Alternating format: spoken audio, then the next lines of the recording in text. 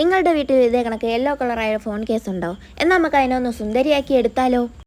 First ഞാനൊരു പേപ്പറിൽ ഒരു ടെഡി ബിയറിനെ വരച്ചെടുത്തിട്ടുണ്ട്. അതിനുശേഷം അതിൻ്റെ പുറം ഭാഗത്ത് ഞാൻ പെൻസിൽ യൂസ് ചെയ്ത് ഇതുപോലെ ഒന്ന് വരച്ചെടുക്കുന്നുണ്ട്. ഫസ്റ്റ് കോട്ടായിട്ട് ഞാൻ വൈറ്റ് കളർ പെയിൻറ്റ് ഞാൻ കൊടുത്തിട്ടുണ്ട് ഫോൺ കേസിൽ.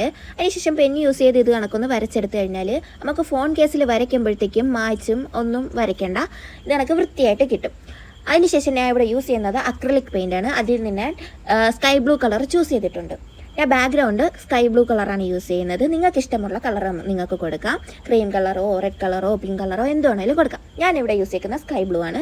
അതിനുശേഷം ഞാൻ ഫേസിൽ, കയ്യിൽ, കാലിൽ ഞാൻ എല്ലാം യെല്ലോ കളർ കൊടുക്കുന്നുണ്ട്. ഉടുപ്പിൽ റെഡ് കളർ കൊടുക്കുന്നുണ്ട്.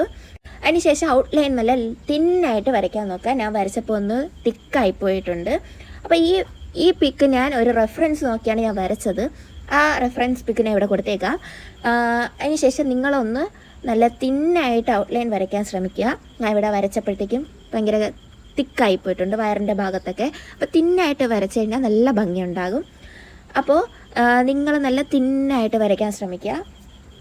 അതിനുശേഷം മൂക്ക്, കണ്ണ് എല്ലാം വരച്ചതിന് ശേഷം കാലിൻ്റെ വെള്ളയിൽ, കവിളിൽ ഒക്കെ ഞാൻ പിങ്ക് കളർ കൊടുക്കുന്നുണ്ട്.